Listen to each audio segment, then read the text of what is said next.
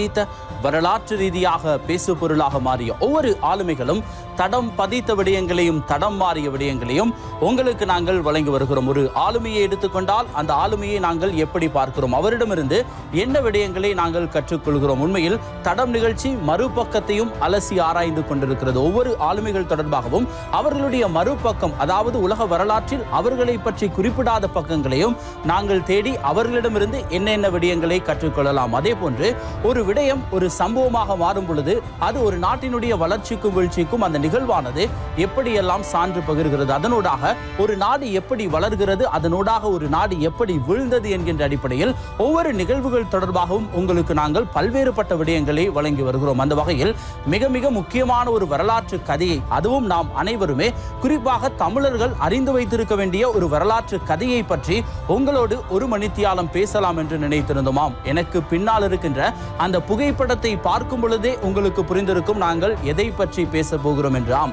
அனைவரும் இந்த ஒரு மணி நேரம் கம்போடியாவின் அங்கோர் வாட் என்கின்ற ஒரு நகரத்திற்கு தான் பயணிக்க போகிறோம். அங்கோர் வாட் கோவில் இது உலகினுடைய 8வது அதிசயமாக பிரகடனப்படுத்தப்பட்டிருக்கிறது. அதுவும் தாண்டி இப்பொழுது கம்போடியாவை நோக்கி உலக சுற்றுலா பயணிகள் அனைவருமே படையெடுத்துக் கொண்டிருக்கிறார்கள். ஆனால் 160 வருடங்களுக்கு முன்பாகத்தான் இப்படி ஒரு சொர்க்கம் இந்த கம்போடியாவின் அங்கோர் வாட்டில் இருக்கிறது என்பதை ஹென்றி அவர்கள் கண்டுபிடிக்கிறார். இதனுடைய வரலாற்று கதையும் இதனுடைய தோற்றம் எப்படி இருந்தது, உண்மையில் 900 ஆண்டுகள் பழமையான இந்த கட்டிடம் ஒரு கோவிலாக மாறி அதற்கு பிறகு இன்று பல்வேறு ஆராய்ச்சிகளுக்கு உட்பட்டு சுற்றுலா பயணிகளின் மிக முக்கியமான ஒரு தளமாக மாறியதும் கம்போடியாவின் அடையாளமாக மாறியதனுடைய கதை, அதை தாண்டி நாம் தெரிந்து வைத்திருக்க வேண்டிய எமது பெருமைகள் தொடர்பாகவும் பல்வேறுபட்ட விடயங்கள் அதிசயங்களை தான் இந்த அங்கோர் வாட் கோயில் தொடர்பாகவும் அங்கோர் வாட் நகரம் தொடர்பாகவும் பல்வேறுபட்ட விடயங்களை நாங்கள் பேச போகிறோம், தெரிந்து கொள்ள போகிறோம்.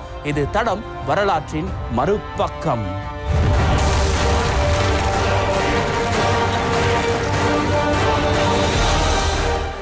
இந்த உலகத்தில் அதிசயத்திற்கும் ஆச்சரியத்திற்கும் பஞ்சமே கிடையாது. ஒவ்வொரு வரலாற்று விடயங்களை பார்க்கும் பொழுது ஏதேனும் ஒரு அதிசயமும் ஆச்சரியமும் புதைந்து கிடக்கும். அதை தேடிதான் நாங்களும் பல்வேறுபட்ட ஆய்வுகளை உட்படுத்தினோம். இப்படி நாங்கள் ஆய்வுக்கு உட்படுத்திய பொழுது இதுவரை காலமும் நாங்கள் ஏன் பேசாமல் விட்டோம் என்ற ஒரு கேள்வி எழுந்ததுதான் இந்த கம்போடியாவின் அங்கோர் வாட் கோவில் பற்றி. கண்மையில் அதுவும் 2023 8வது அதிசயமாக பிரகடனப்படுத்தப்பட்ட பொழுது இன்னும் அதிகமாக இந்த கோவிலை பற்றி தேட தொடங்கியிருந்தார்கள். 2ஆம் சூரியவர்மன் மன்னன் இந்த கோவிலை கட்டிய பொழுது இது எப்படி சாத்தியமானது, அதுவும் குறிப்பாக மிக பிரம்மாண்டமான ஒரு கோயிலை கட்டுவதற்கு மனித வளத்தை மட்டுமே பயன்படுத்தி இப்படி ஒரு பிரம்மாண்டத்தை எப்படி உருவாக்க முடியும்? உலகிலேயே மிகப்பெரிய ஒரு நகரமாகவும் மிகப்பெரிய ஒரு கோயிலாகவும் இது பிரகடனப்படுத்தப்பட்டிருந்தாலும் கூட இந்த கோவிலிலே அமைந்திருக்கின்ற சிற்பங்களாக இருக்கட்டும், கல்வெட்டுக்களாக இருக்கட்டும், அல்லது இந்த கோவில் உருவாக்கப்பட்ட விதமாக இருக்கட்டும், ஆச்சரியத்தின் பிறப்பிடமாக புதிய புதிய விடயங்கள் அல்ல கிடைத்துக் கொண்டே இருக்கிறது. அதனால் தான்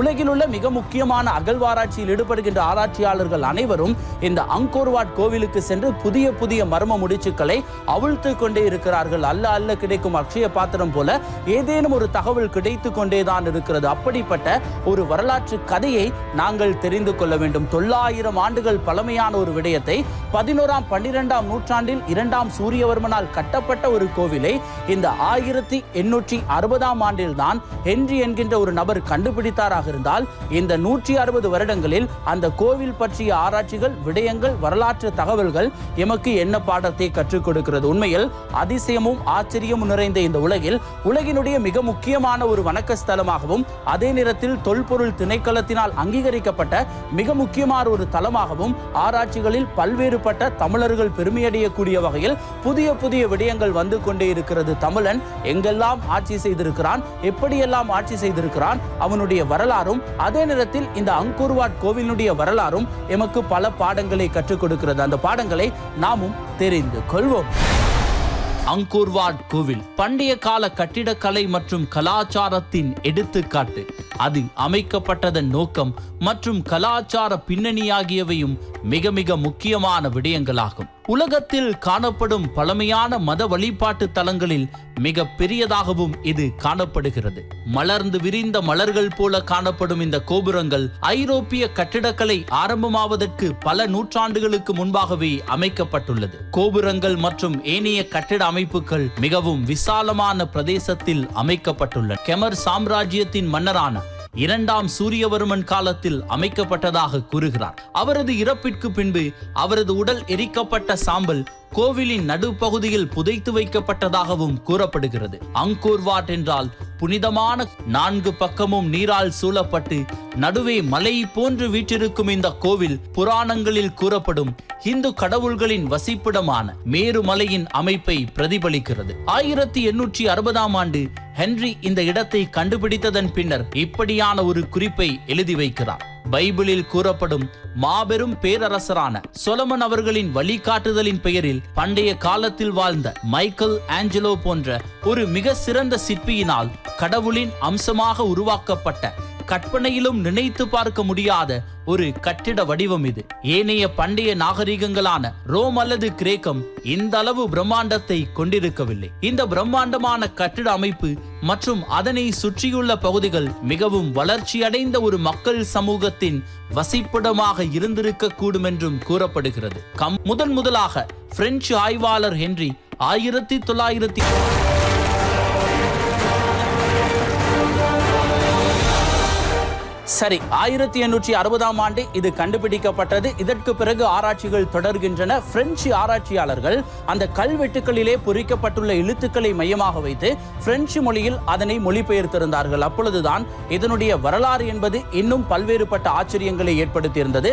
இந்த கோவில் எப்படி கட்டப்பட்டது, யாரால் கட்டப்பட்டது, இதற்காக உழைத்தவர்கள் சரி, அதே நேரத்தில் இந்த கோவில் இந்துக்களின் கோவிலா பௌத்தர்களின் கோவிலா என்கின்ற அடிப்படையில் அந்த கோவில் அமைந்திருக்க விதம் என்பது அனைவருமே பெருமையடையக்கூடிய வகையில் அமைந்திருந்தது. அதுவும் குறிப்பாக கெமர் பேரரசு, அந்த ராஜ்யத்தில் அந்த கெமர் ராஜ்யம் என்பது எப்படிப்பட்ட ஒரு வாழ்க்கையை, அதுவும் அந்த ராஜ்யத்தினுடைய வளங்கள் எப்படியெல்லாம் பயன்படுத்தப்பட்டிருக்கின்றன, உலகிலே நாங்கள் இதுவரை பேசப்படாத ஒரு ராஜ்யமாக, புகழ்மிக்க ஒரு ராஜ்யமாக இந்த கெமர் ராஜ்யம் என்பது காணப்பட்டது. அதிலும் குறிப்பாக 2ஆம் சூரியவர்மன் மன்னன் எப்படிப்பட்ட ஒரு ஆட்சியை நடத்தியிருந்தான் என்பது மிக மிக முக்கியமான ஒரு விடயமாக பார்க்கப்படுகிறது. அதனால் தான் கம்போடியாவில் அமைந்திருக்கின்ற இந்த அங்கோர் வாட் கோவிலினுடைய அதிசயம் என்பது ஒவ்வொரு புதிய புதிய விடயங்களை எமக்கு கொடுத்து கொண்டே இருக்கிறது. அதே போன்று 2ஆம் சூரியவர்மன் மன்னன் தொடர்பாகவும் அவனால் கட்டுவிக்கப்பட்டதாக கூறப்படுகின்ற இந்த கோவில் எமக்கு கற்றுக் கொடுக்கின்ற பாடங்கள் என்ன? உண்மையில் இதனுடைய அதிசயத்தை இன்னும் ஆழமாக நாம் என்னென்ன விடயங்களை வைத்து தெரிந்து கொள்ள வேண்டும் என்பதை இப்பொழுது நாம் பார்க்கலாம். பிரெஞ்சு ஆராய்ச்சியாளரான ஜோர்ஜ் ஷூடஸ் இந்த கல்வெட்டுக்கள் அனைத்தையும் பிரெஞ்சு மொழியில் மொழிபெயர்த்தார்.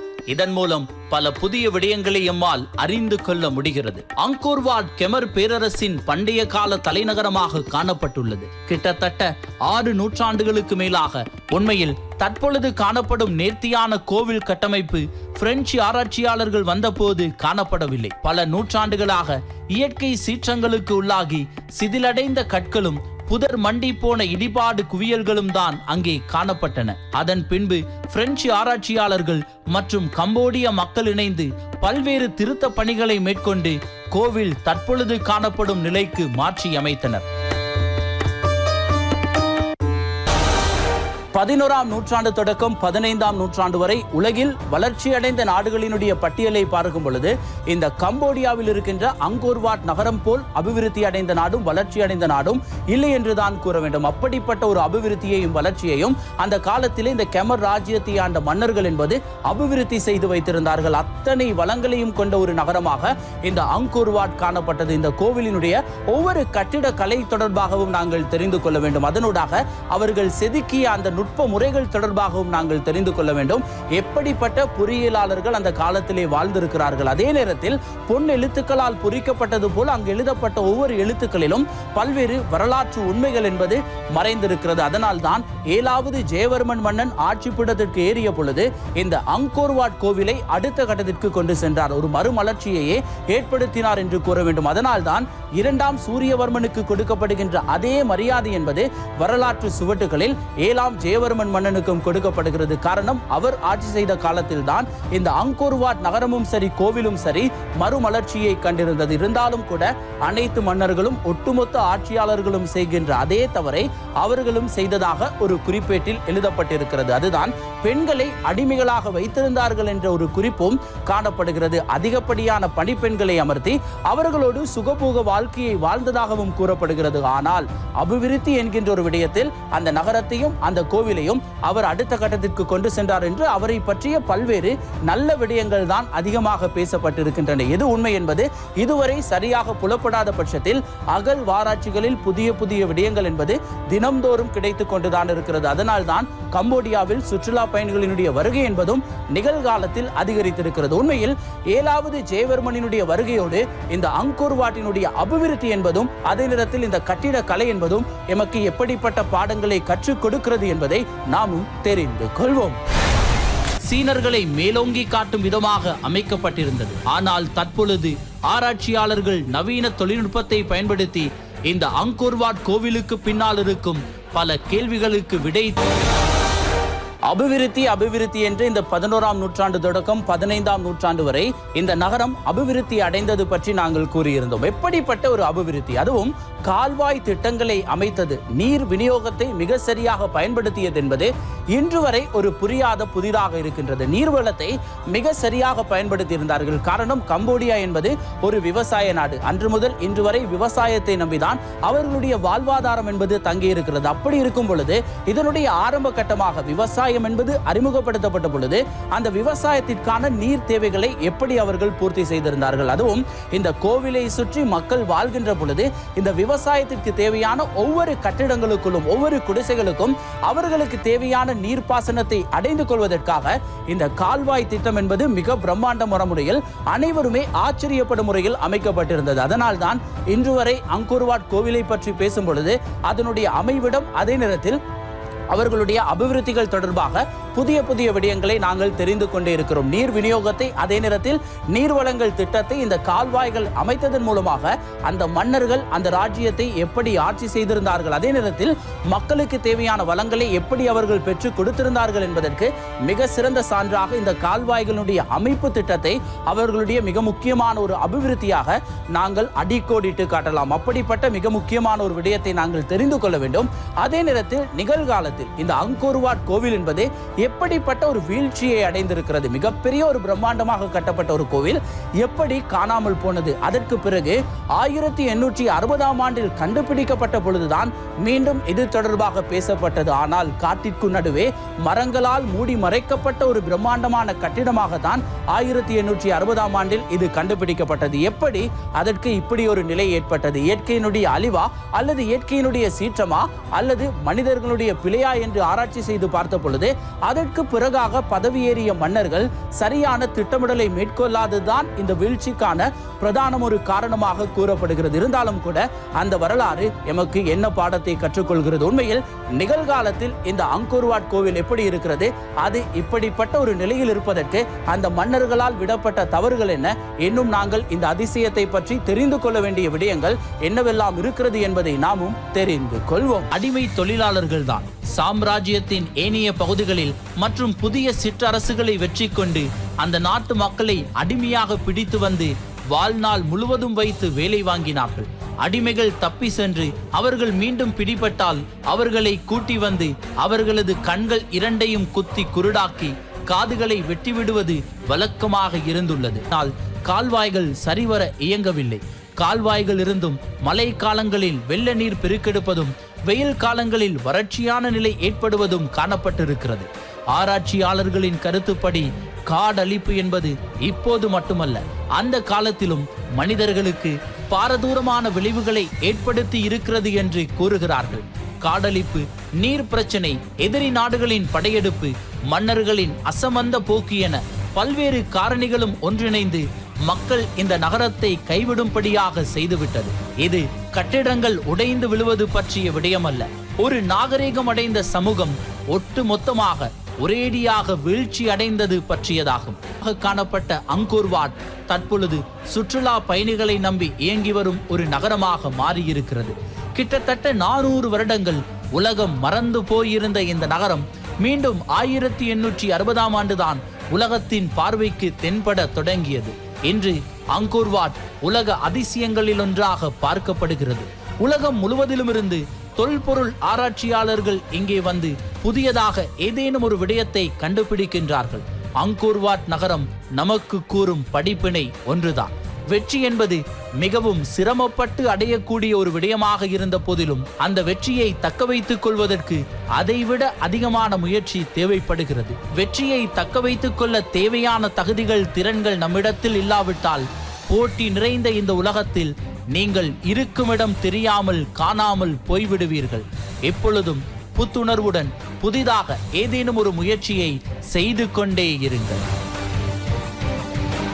எத்தனை ஆச்சரியம், எத்தனை அதிர்ச்சிகள்! இதுதான் இந்த அங்கோர்வாட் நகரம் எமக்கு கற்றுக் கொடுக்கிறது. இதனுடைய வரலாற்றை அனைவருமே தெரிந்து வைத்திருக்க வேண்டும். தமிழர்கள் நாங்கள் பெருமைப்படக்கூடிய வகையில் ஒரு பிரம்மாண்டமான கட்டடம், ஒரு கோவில் அமைக்கப்பட்டிருந்தது. இருந்தாலும் கூட முழுமையாக பெருமையடைய முடியாத வண்ணம் அது தொடர்பான குறிப்புகள் என்பது தவறவிடப்பட்டிருக்கிறது. இதுதான் நாங்கள் காலம் காலமாக செய்து கொண்டிருக்கின்ற தவறுகள். அதனால்தான் தமிழர்கள் பெருமைப்படக்கூடிய பல்வேறுபட்ட விடயங்கள் இருந்தும் கூட காலதாமதம் ஆகிக் கொண்டே இருக்கிறது. நாங்கள் அதனால் தான் வரலாற்றை தேடிக்கொண்டே இருக்கின்றோம். ஒவ்வொரு குறிப்புகள் தொடர்பாகவும் தேடி பார்த்து கொண்டிருக்கிறோம்.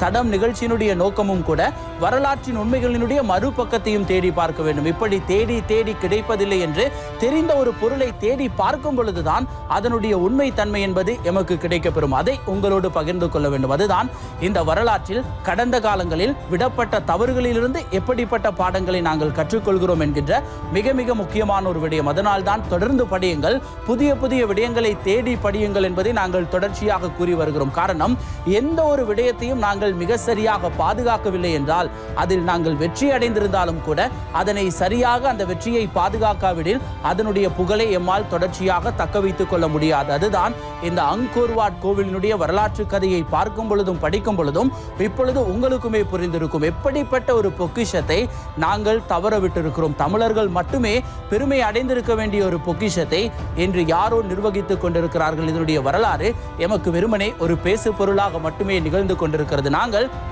கம்போடியா வரை சென்று ஒரு மிகப்பெரிய ஒரு ராஜ்யத்தை ஆண்டிருக்கிறோம். கெமர் ராஜ்யத்தையே தமிழர்கள் அதிகமாக ஆண்டிருக்கிறார்கள் என்கின்ற பெருமையை உலகம் முழுவதுமே சொல்ல முடியாத வண்ணம் தான் பல்வேறுபட்ட அகழ்வாராய்ச்சிகளில் ஒரு சில விடயங்கள் கிடைக்கப்பட்டிருந்தாலும் கூட அந்த காலகட்டத்திலே குறிப்பேடுகளில் எழுதி வைக்கப்பட்ட விடயங்கள் என்பது சீனர்களுக்கும் அதே நேரத்தில் பிரெஞ்சு ஆராய்ச்சியாளர்களும் அவர்களுக்கு சொந்தமான விடயங்களாக அதனை அமைத்துக் கொள்வதற்கான வழிவகைகளை ஏற்படுத்தியிருந்தது. அதனால் தான் நிகழ்காலத்தில் நீங்கள் செய்கின்ற சாதிக்கின்ற ஒவ்வொரு விடயங்கள் தொடர்பாகவும் குறிப்புகளை எதிர்காலம் வரை பேசுவதற்கு நீங்கள் தயார்படுத்தி வைத்துக் கொள்ள வேண்டும். அப்பொழுதுதான் எமது எதிர்காலத்தில் நாங்கள் கடந்த காலத்தில் எப்படிப்பட்ட ஒரு சுவடுகளிலிருந்து வாழ்ந்து வந்திருக்கிறோம், எமது கடந்த காலம் நிகழ்காலத்தில் எப்படி பெருமைகளை பெற்றுக் கொள்கிறது, எமது எதிர்காலத்தில் அது எப்படி ஒரு பேசு பொருளாக மாறும் என்பதை நாங்கள் இந்த உலகிற்கு அடையாளப்படுத்தி விட்டு செல்லலாம். அதனால் தான் ஒரு ஆளுமையாக இருந்தாலும் சரி, ஒரு நிகழ்வாக இருந்தாலும் சரி, அதனுடைய உண்மை தன்மை, அதே நேரத்தில் அதனூடாக நாங்கள் அடைந்து கொள்ள வேண்டிய பெருமை கொள்ள வேண்டிய விடயங்கள் தொடர்பாக